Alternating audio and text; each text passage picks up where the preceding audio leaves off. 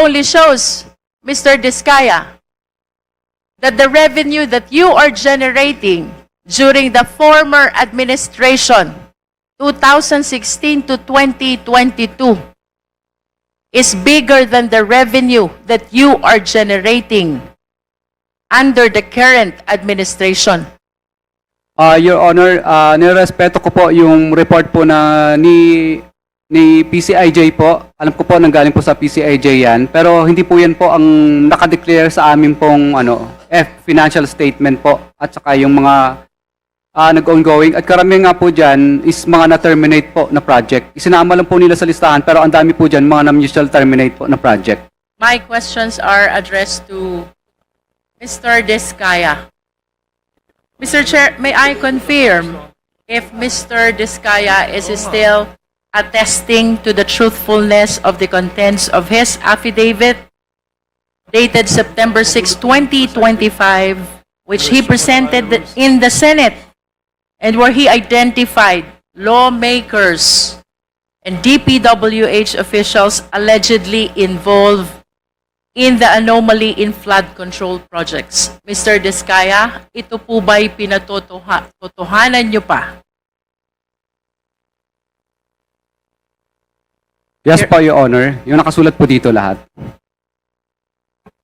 Your narration of facts in your affidavit involves billions of pesos. Mr. Diskaya, significantly, under the law, if it is 50 million and below, the case is violation of Anti-Graft and Corrupt Practices Act. But if the case is more than 50 million, it constitutes violation of anti-plunder law. I want you to realize violation of anti-plunder law is punishable by life imprisonment and it is a no-bail offense. Which means, if information will be filed by the Sandigan against you and your other co-accused during the entire period of hearing, kayo pong mag-asawa and the rest of the co-accused ay makukulong at mapapahiwalay sa inyong mga anak. Do you realize that? Your Honor, ano po, lahat po ng project po namin ay nakuha po namin sa public bidding. Mr. Chair, can we please direct the resource person to be responsive to the question? Please be responsive, Mr. Diskaya. Your Honor, lahat po ng project namin ay nakuha po namin sa public bidding. Mr. Chair, for the guidance of the resource person, I will repeat the question. Earlier, ang sabi po ni Mr. Diskaya, to this time, ay pinatototohanan pa rin niya ang nilalaman ng kanyang sinumpaang salaysay. And I wish to remind him that that sinumpaang salaysay constitute an offense we call violation of anti-plunder law. Plunder, to distinguish the same from Anti-Graft and Corrupt Practices Act, Mr. Diskaya, is punishable by capital punishment, is a capital offense, punishable by life imprisonment, and is a no-bail offense. Which means, kung ang kaso po'y may isasampalaban sa inyong mag-asawa, kasama ang inyong mga co-accused, the entire period of hearing, kayo po'y nakakulong at mapapahiwalay po sa inyong mga anak. Yun po ba'y nare-realize nyo when you executed this sinumpaang salaysay?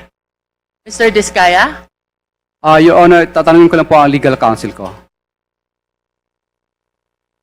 Mr. Chair, I don't understand that it seems that the resource person executed an affidavit without realizing the implications of the contents.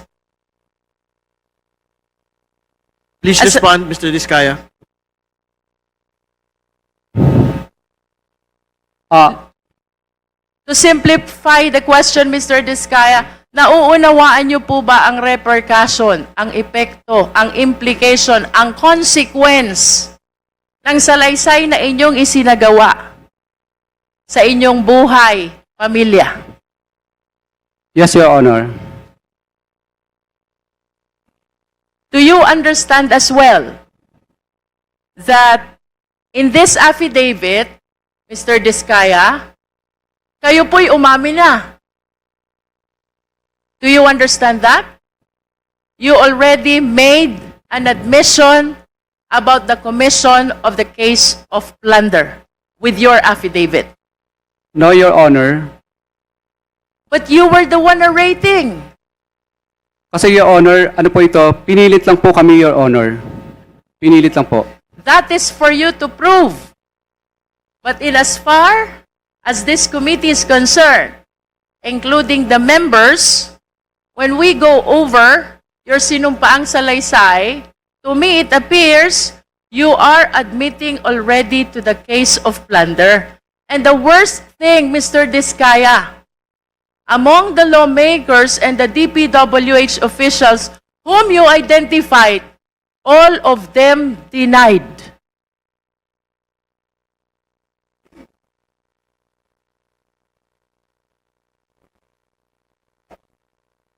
Do you understand the implication of this?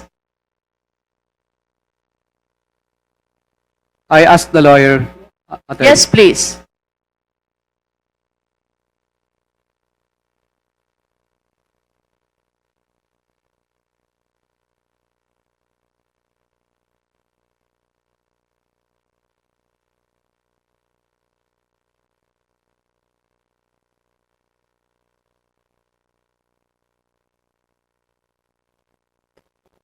Your Honor, yes po. You understand. Okay. So, Sorry, before proceeding, Congresswoman Luistro, ano yung context na sinabi niyong pinilit lang po kayo? Nandito po sa aking salaysay na ayaw po naming magbigay. Okay, alright. Naintindihan ko na. Kaya alam po. Hindi ho kayo pinilit isulat itong affidavit. Hindi po. Okay, alright. Thank you. okay, so, naiintindihan mo ang implication, consequences ng affidavit mo. Hindi ka ba natatakot makulong?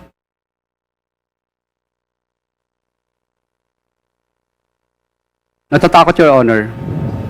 Hindi ka ba natatakot makulong ang asawa mo? Natatakot, Your Honor. Hindi ka ba natatakot na mapalayo kayong mag-asawa sa inyong mga anak? Natatakot, Your Honor. Then why? Kaya po Why nam- did you execute this affidavit? Your Honor, mas natatakot po kasi kami sa buhay namin ngayon dahil kinukuyog na po kami ng taong bayan. Kaya po, nag-execute po kami ng affidavit na ito dahil 120 million Filipinos po ang parang gusto kaming patayin at kami na rin po ang pinag-uusapan sa mga misa ng simbahan. Opo, kaya po napilitan po ako, sa totoo lang po, napilitan lang po akong yung mga kamag-anak ko na gusto na nilang magsalita. Sapagkat po lumalabas na parang ang sama-sama po namin. Parang gusto kaming patayin ng buong 120 million na Pilipino. Kaya ngayon po, naisip po ng misis ko at ako po na mas mabuti pong yung mga pinangalanan na lang po namin dito ang maging kaaway namin at yun na lang po, alam namin po na ito lang po ang papatay sa amin, itong mga taong ito. Hindi po yung 120 Pilipino na gusto kaming katayin. At yung nangyayari po sa amin dito ngayon ay parang nakakahiya. Para kaming magnanakaw, samantalang hindi naman po kami nagnakaw. Napilitan lang po kaming gawin ang bagay na ito sapagkat mutual terminate nila ang mga project namin, hindi kami pinasisingil. Road ride of way ang nangyayari po. Kaya po, kami po ay isinigaw na lang po namin ito kasi namili po kami, mag-asawa. Bulak, 1 kilong bulak o 1 kilong ginto. Ang pinili po namin, 1 kilong ginto. Dahil una, pareho lang naman siyang mabigat. Yung bulak at saka ginto, pareho siyang mabigat. Pero pinili po namin yung ginto. Kahit po kami mamatay bukas o papatayin po kami ng mga politikong ilang piraso na ito, alam po namin na may dangal po kaming mamamatay kaysa naman patayin po kami ng buong Pilipino sa Pilipinas, na kahit saan po kami magpunta sa dulo ng Mindanao, Luzon at Visayas ay parang kaaway po namin lahat ng mga Pilipino. Samantala ngayon po, natatakot po kami sa buhay namin. Alam namin kung sino lang ang kaaway namin. Yung mga pinangalanan po namin dito, ito na lang po ang alam namin kaaway. Hindi po 120 million Pilipino po ang kaaway namin. Kaya sana po, pagbigyan niyo po sana kami kasi yung iba pong mga gusto pa pong mag-witness ng mga contractor, kung ako po ay inyong parurusahan po sa ginawa kong ito at ako po ay papagalitan po ninyo, wala na pong iba pang sisigaw ng mga contractor sa buong Pilipinas. Dahil una matatakot na sila kung ano po ang mangyayari sa akin. Kasi ang mangyayari po, parang nagbibigay po tayo ng hudyat sa iba't ibang pang mga contractor na, hoy, tingnan nyo, ang nangyayari kay Curly at saka kay Sarah, tutulad ba kayo dyan para mag-star witness? Hindi na sila sisigaw, parang nagbibigay po tayo ng anyaya sa lahat ng mga tao na ang maging star witness. Mr. Chair, if I may interrupt our resource person, I wish to believe that you are not yet a witness, much less a state witness. And that reminds me as well of paragraph 33 of your affidavit. Who gave you the idea about state witness? Bali, ano po, ito po ay sinubukan po namin sapagkat kami po ang Please respond to the question, Mr. Diskaya. ano po, tinanong ko rin po sa mga lawyers din po namin. What do you understand about becoming a state witness? Who decides for you to become a state witness? Ang ano po, presidente po at saka yung Senate po.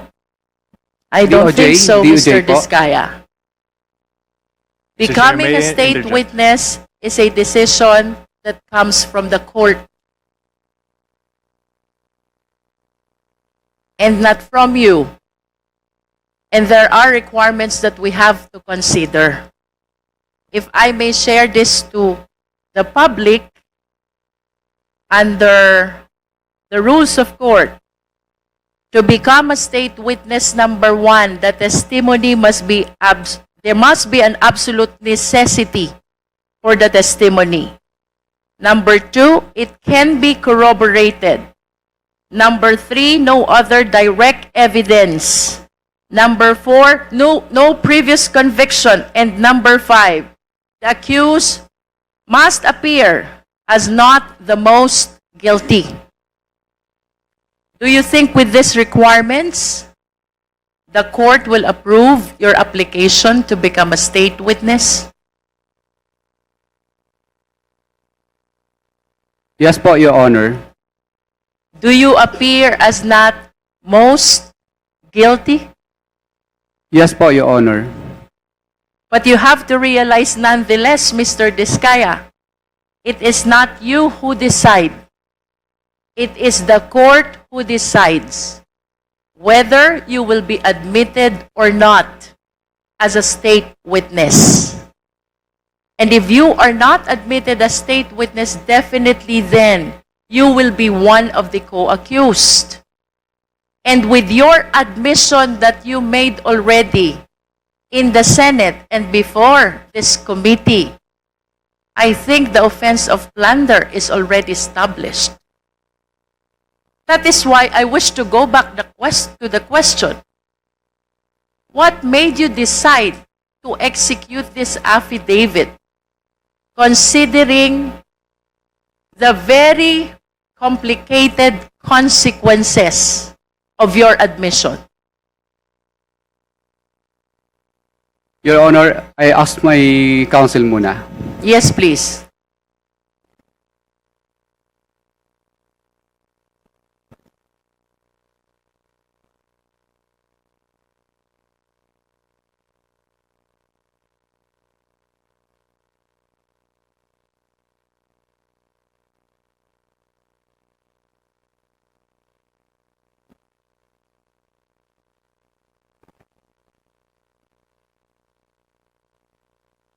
Your Honor, nasabi ko na po yung mensahe ng sinabi ko po kanina. So it's because mas pinipili mo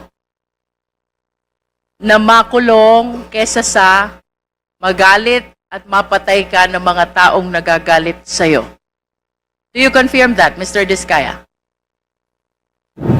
Yes, yes po, Your Honor. Okay. I wish to invite your attention to paragraph 9 of your affidavit. Mr. Diskaya, sabi mo dito, nagkaroon ng kaunting tagumpay.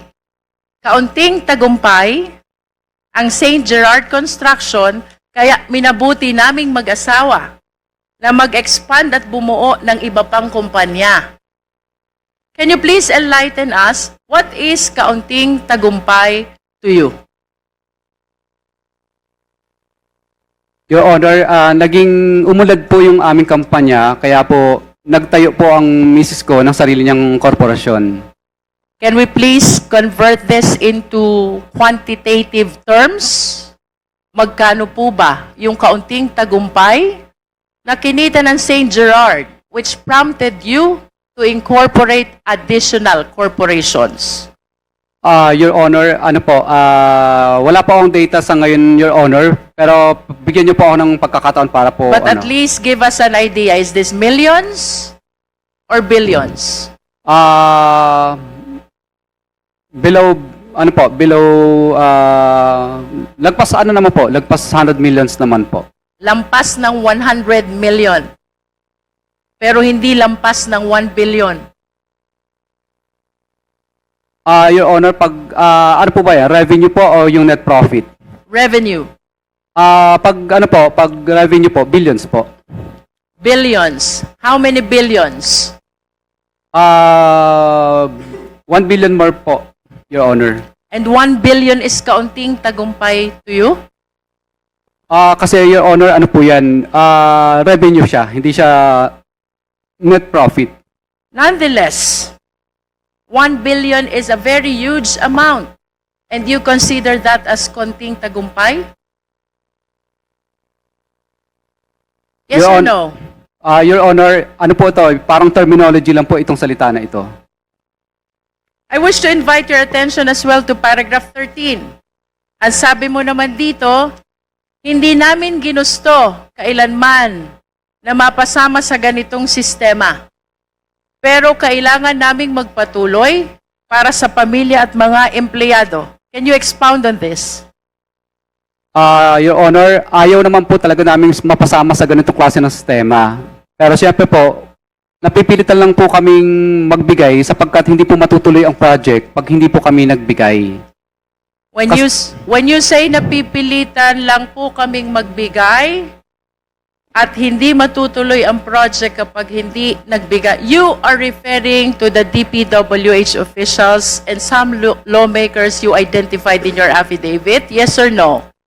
Yes, Your Honor. I see. So you want us to believe na kung wala itong mga taong pinangalanan mo, ay hindi ka magkakaroon ng mga kontrata mula sa DPWH. Is that what you wanted to say? No, Your Honor. Kasi sumasali po kami sa mga public bidding. Pag na-award na po yung project at saka nagkaroon ng notice to proceed, doon na po kami hinihingan. Hindi po ma-implement ang project or matatapos kung hindi po kami magbibigay.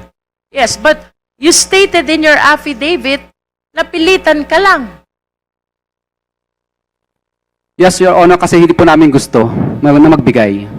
Hindi mo gustong magbigay pero napipilitan kang magbigay sa mga pinangalanan mo dahil hindi ka magkakaroon ng hanap buhay. Tama o mali?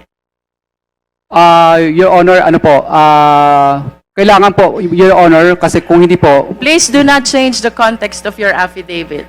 We are educated people here. Mr. Diskaya, I just want it to come from you. Sabi mo, napilitan ka lang. What does that mean? Hindi mo gusto ang ginagawa mo. Pero napilitan kang magbigay to be able to get a contract and have them implemented after the award. Tama o mali? Your Honor, hindi po. Awarded na po sa amin ng project. May notice to proceed na po. Pero, Okay, let me correct.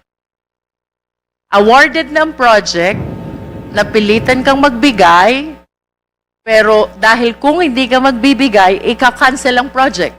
Yes, Your Honor, or right of way problem o di kaya mutual termination po ang mangyayari. So, it means mawawala yung hanap buhay mo kung hindi ka magsasubmit dun sa system na sinasabi mo. Tama o mali? Hindi po matatapos ang project. Hindi po maumpisahan, maka-cancel po. So that's precisely the point. Yun yung gusto mong sabihin sa affidavit mo.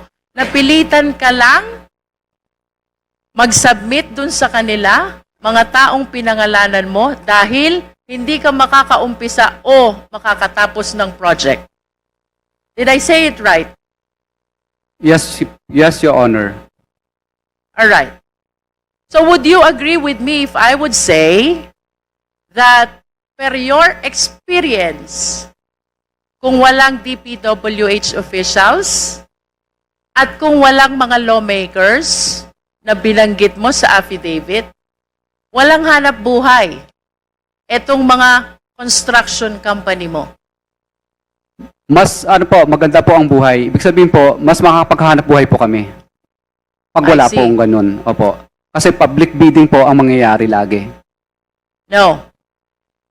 Please listen to the question. Ang sabi mo sa affidavit mo, napipilitan ka lang. Hindi mo gusto ang ginagawa mo. Pero kaya ka nagbibigay ay dahil hindi mo mai-implement ang project mo dahil ika-cancel nila. That is suffice to say that kung wala sila, wala kayong hanap buhay. Tama? No, Your Honor. What else would you like to mean by this statement? Your Honor, ibig ko pong sabihin dito, kung wala pong pumipigil na ma-implement namin ng tama ang project at hindi po makakancel o walang right of way project, malaya po kaming makakapag-implement ng proyekto po. Okay, but nonetheless, the reason why you are saying nagbibigay ka sa kanila ay para makatapos ka ng project mo. Tama ba yon? Dahil hindi po kami makakasingil at ipapamutual terminate po ang project kapag Precisely. hindi po kami sumunod sa kagustuhan nila. Pag hindi ka nakasingil, walang hanap buhay ang kumpanya nyo. Tama ba yon? Tama po. Okay. So, ibig sabihin, in as far as the period of time referred to in your affidavit is concerned, ang hanap buhay mo, ayon sa'yo, ay dahil pinapayagan ka, pinapatapos ka, at naiipa-implement sa'yo ang mga project mo sa pamamagitan ng mga taong pinangalanan mo. Correct? Your Honor, paulit nga po ulit ang tanong mo. May I be clarified first? Ano ho bang period of time or taon ang tinutukoy nyo when you executed this affidavit?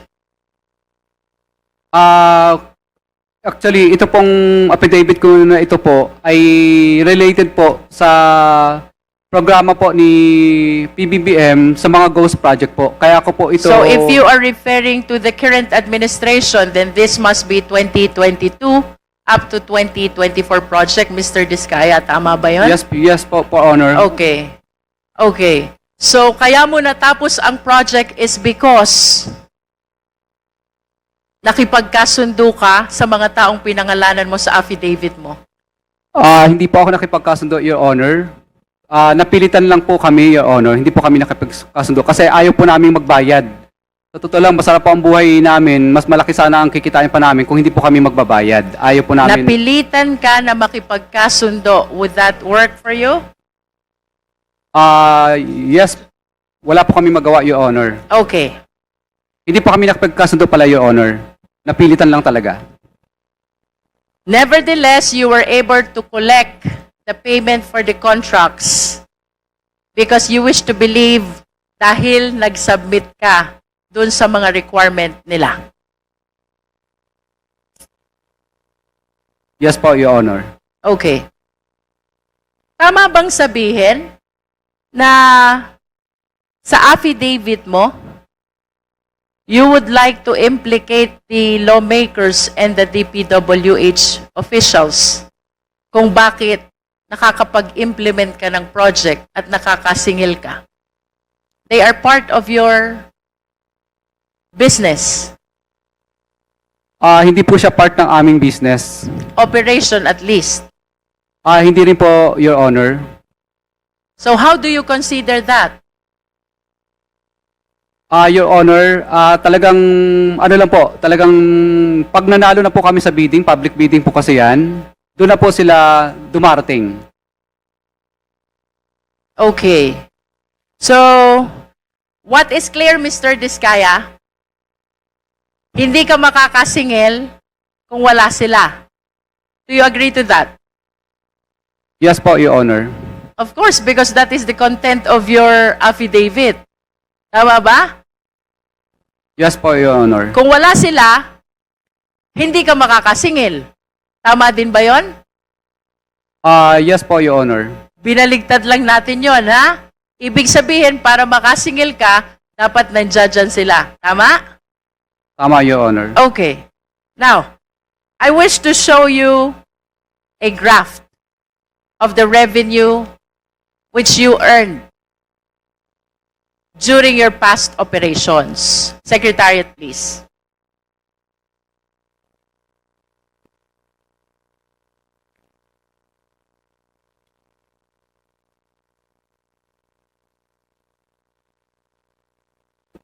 There.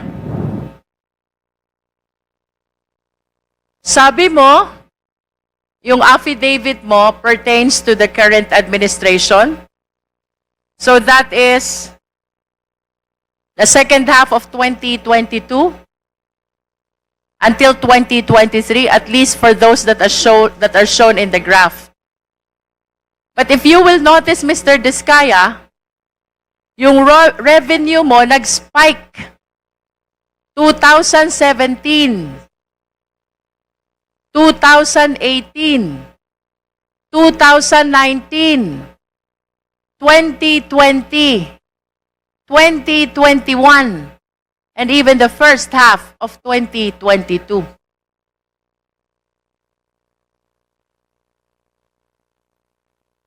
This only shows, Mr. Diskaya, that the revenue that you are generating during the former administration, 2016 to 2022, is bigger than the revenue that you are generating under the current administration. How can you explain this?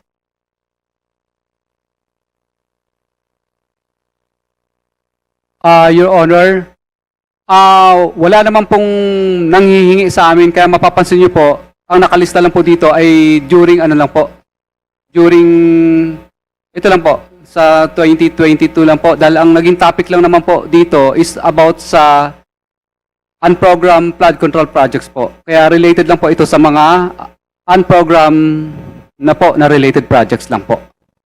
Can you repeat your answer, Mr. Diskaya? During the previous administration? Your Honor, wala naman pong ganyan po nung past 3 administration po. Bali, ano lang po, bali, ito po kasing unprogram lang naman po ang napag-usapan po na kung bakit ito po ang 2022 po ang ating isinama po dito. Are you saying na yung pagbibigay mo ng pera sa DPWH at sa mga lawmakers happened only during the current administration and did not happen during the previous administration? Wala pong ganun pong nanghihingi sa amin, di pa po.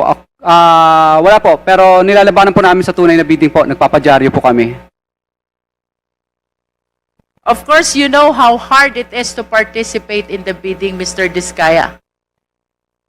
And it is impossible, improbable, if not impossible, that the reason why you generated bigger revenue from 2016 to 2022 is because what you experienced under the current administration did not happen during the previous administration, Mr. Diskaya.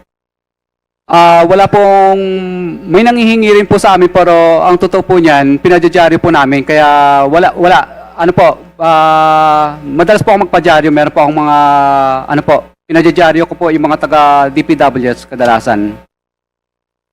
Can we show the next slide, please? As a matter of fact, Mr. Diskaya, during the previous administration, 2016 to 2022, where's the second slide?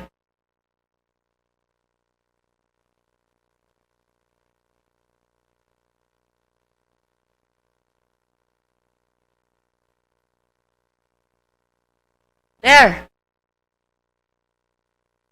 It shows that you are the top one contractor from July 2016 to December 2017.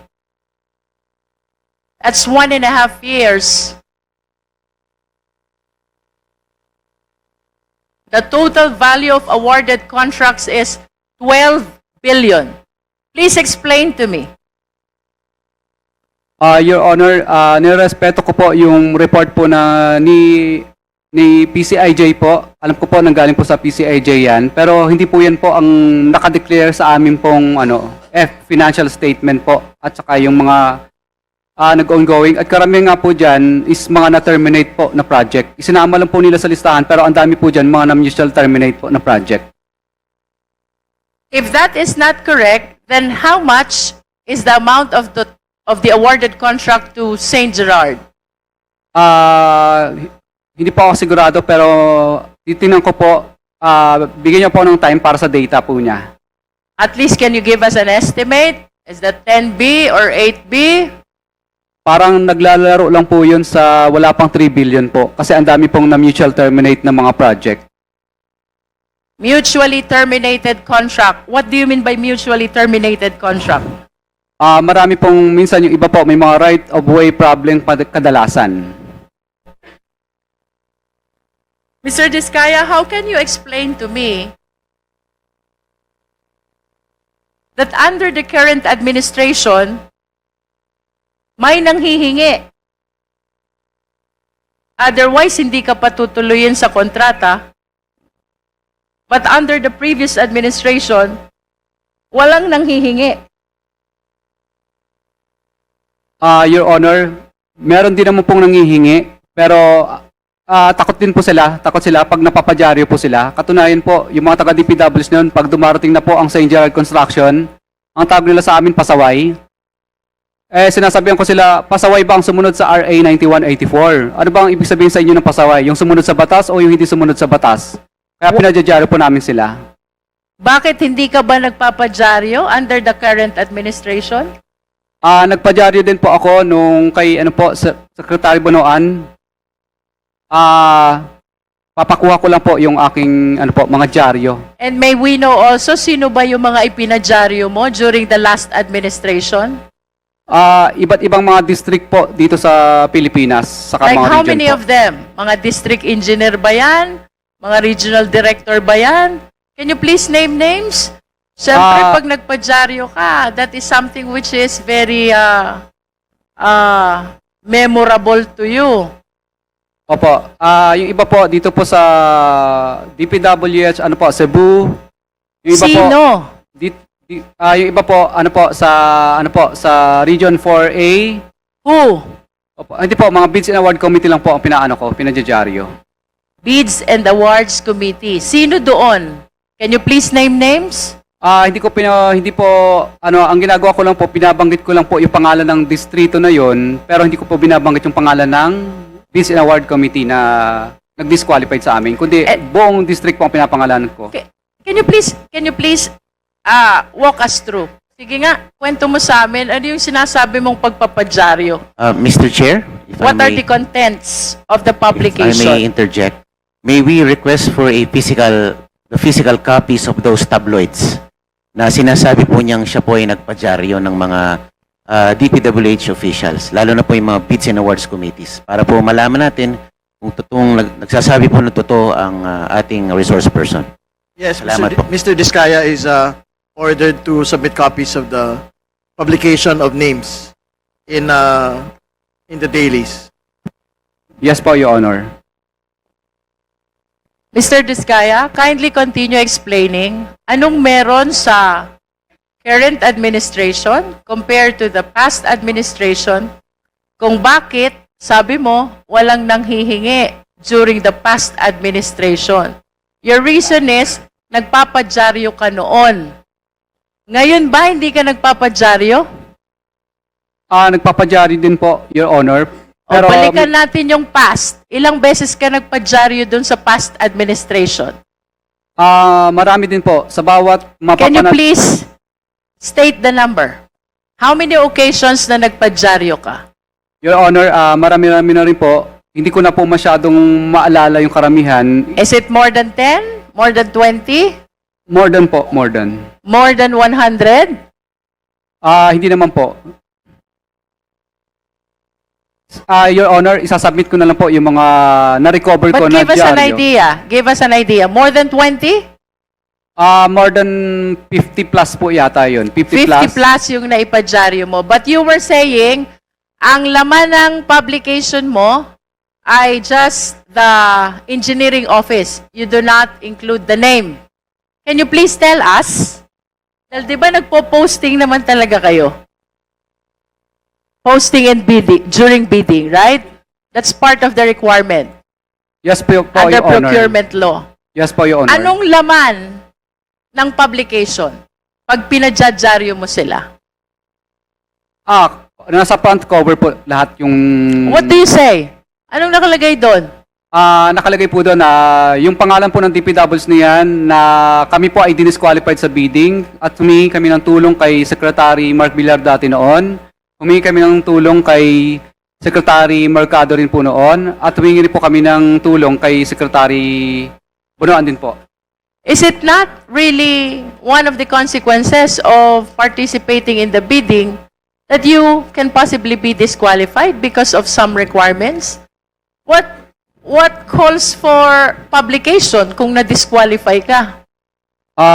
Your Honor, pag kami po ang nanalo sa bidding at pinipilit po kaming ipa-disqualify, doon lang po kami nagpapadyaryo. Pero pag hindi naman po kami nanalo sa bidding, hindi po kami nagpapadyaryo. Kasi talo naman talaga kami. And you honestly believe that that is the sole reason kung bakit yung na-experience mong panghihingi ngayon, ayon sa iyong salaysay, ay hindi mo na-experience noon? Yes po, Your Honor. Kasi That is the only reason? takot po sila pag nilalagay na po yung kanilang hatian doon sa dyaryo sa open letter. Is it not that dapat mas nagpadyaryo ka pa nga ngayon? Dahil sabi mo maraming nanghihingi sa'yo.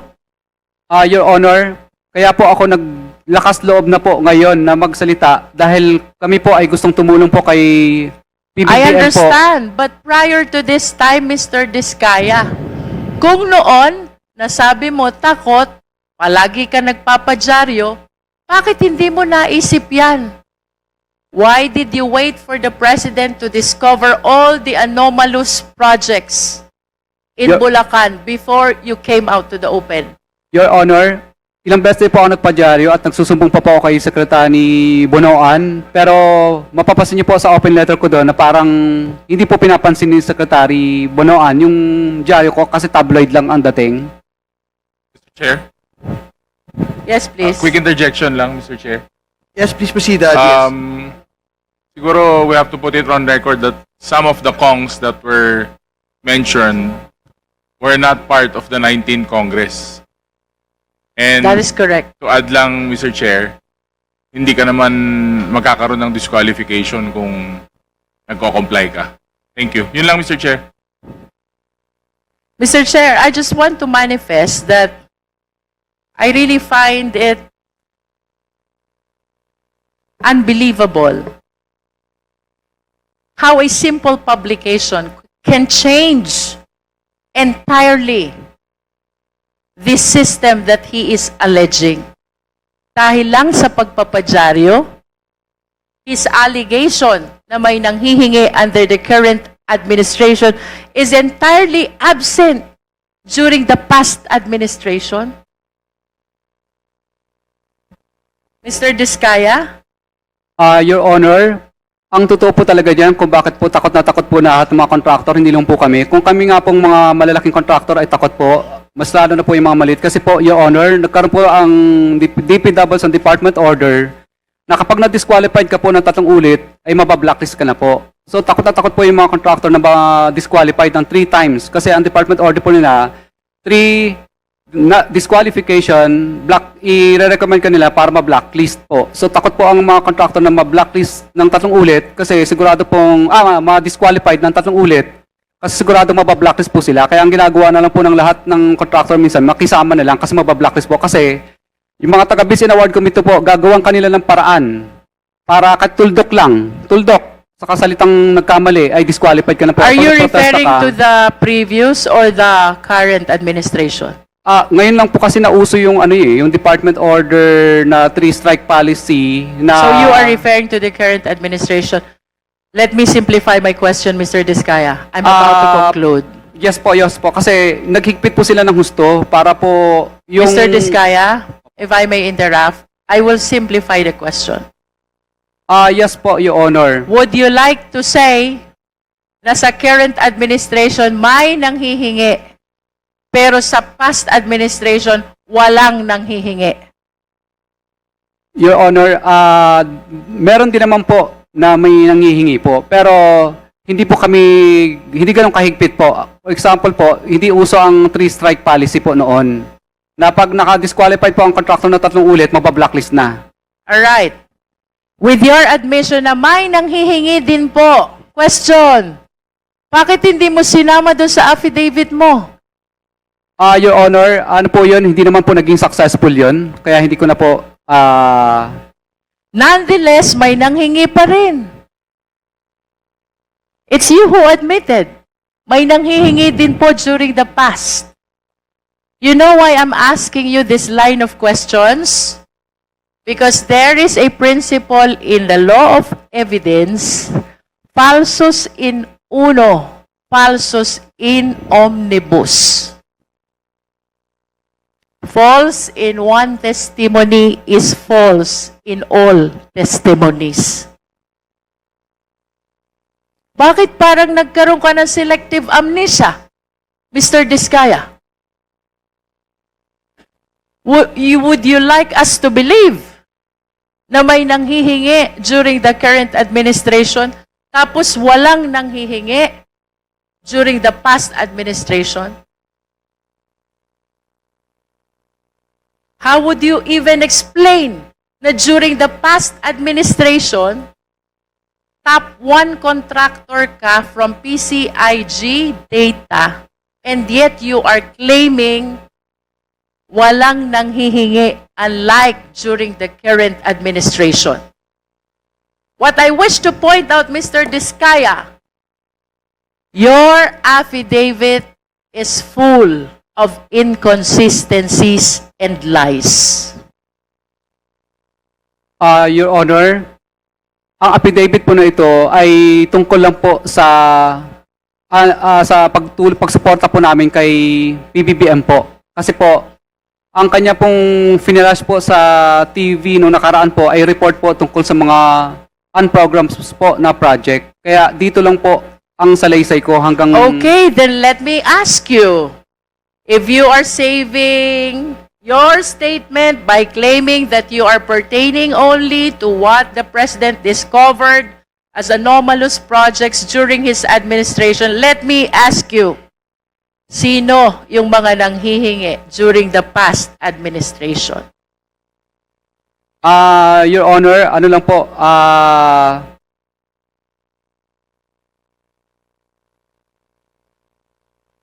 Your Honor, nung mga panahon po kasi na yun, kadalasan po, iba po, mga retired na po, mga wala na po dito sa Yes. DPWs. Kadalasan But po, can mga you taga-DPWs lang po. Can you please identify the names with the same courage that you have when you name these lawmakers and DPWH officials in your affidavit?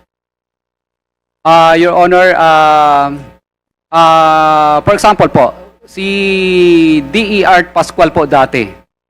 Kaya lang patay na po Who siya. is D.R. Pascual?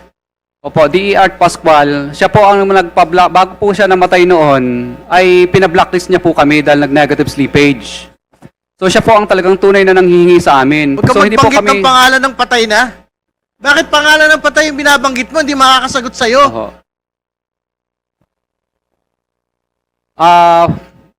Yung iba po kasi sa... Ganito na lang ho kaigsi yung pasensya ng komite na ito. Mhm. Bago ho tayo umabot sa punto na walang uwian. So, seryosohin po natin yung pagsagot. Hindi ho namin tatanggapin yung mga ganyan po. Nagtatanong ng pangalan ng patay. Hindi nyo na rinespeto yung tao. Your Honor, okay lang po ba yung yung data po kasi wala pa sa akin yung iba pang mga Bigay ka data. ng bakit papel ang hinahanap? Yung laman ng utak mo hinahanap. Sino yung humingi ng pera? Mula sa nagdaang gobyerno. Opo. Hindi mo kailangan ng papel para doon. Opo. Dati po sa sa bandang Region 4A po noon, mga regional director naman O po kaya noong magbigay ka ng araw. pangalan. Po. Bali ano po nakalimutan ko na yung pangalan.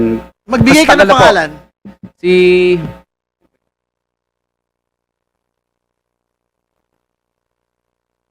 basta RD po dati yun ng Region 4A po dati noon. Opo. Magbigay ka ng pangalan. Si RD kalimutan ko na. Hindi pa yan. Hindi pa siya nagbigay ng... Magbigay ka ng pangalan ng hihingi nung nagdaang gobyerno. Opo. RD po ng ng Region 4A po dati noon. Hindi ko lang po masyadong ma-mention kasi nasa isang papel ko po 'yon. Opo. Ano po 'yon? Anong taon? Kung hindi ako O sige, nagkakamali. yung taga 4A. May taga 4A dito, di ba, RD? Sinong 4A ngayon? Kabisado niyo yung mga pangalan ng mga 4A na nauna. Year ano po 'yon? Year 20 ano po yata 2018, something ganun po. 2018, 2019. Region 4A. Opo. RD. Opo. O sino yung 4A RD? Ngayon, pumunta kayo rito. Sabihin niyo yung mga nagdaang RD.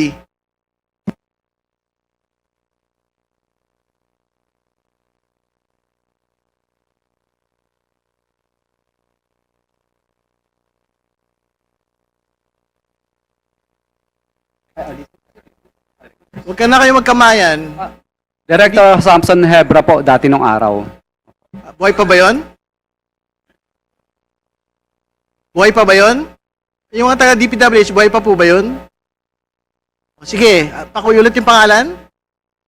Director Samson Hebra po. Humihingi ng pera sa inyo. May inuutusan lang po siya na kailangan ay magbigay po at may pinakukuha. Pero hindi po kami pumayag. Magkano yung hinihingi? Ano po, bali, ano po, parang nasa ano po yata yun, parang 10%. Para kanino? Para daw sa, basta may ayaw po niya, basta taas lang. Yan po O ano na sinasabi. naman yung taas? Ano na naman? Baka yung taas, magtututuro ka na naman kung sino-sino. Wala po. Sino yung taas? Wala pong binanggit sa akin ng mga politiko, basta taas lang. Congressman Lucy, please proceed. Mr. Chair, I wish to wrap up, no?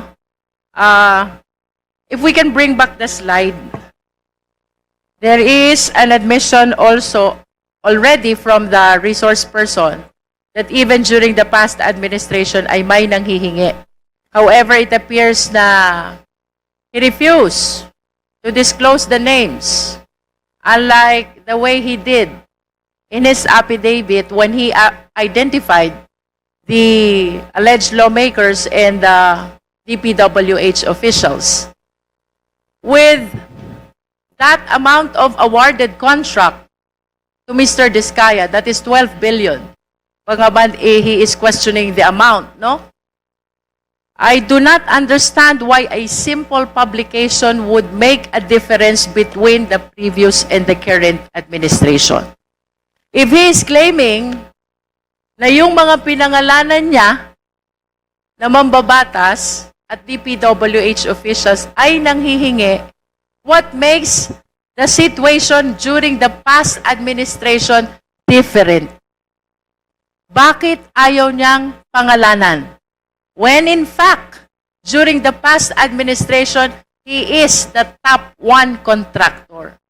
I wish to ask, Mr. Chair, nagkaroon ba ng selective amnesia si Mr. Diskaya. Tanda niya yung mga nanghingi sa kanya during the current administration. Pero it seems he totally forgot already about the people who might have asked for the same requirement as well during the past administration when he ranked number 1 with regards to the biggest awarded contract among the contractors in the entire country, Mr. Chair. And I wish to remind our resource person, hindi pwedeng ang pagsasabi ng katotohanan ay selective lamang.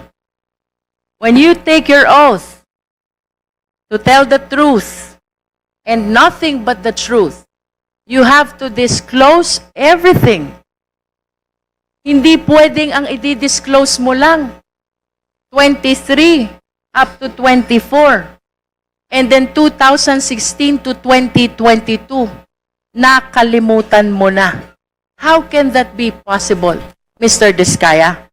And of course, let us remind our resource person again, falsus in uno, falsus in omnibus. I am questioning the veracity of your affidavit. It is full of inconsistencies. It is full of false testimony.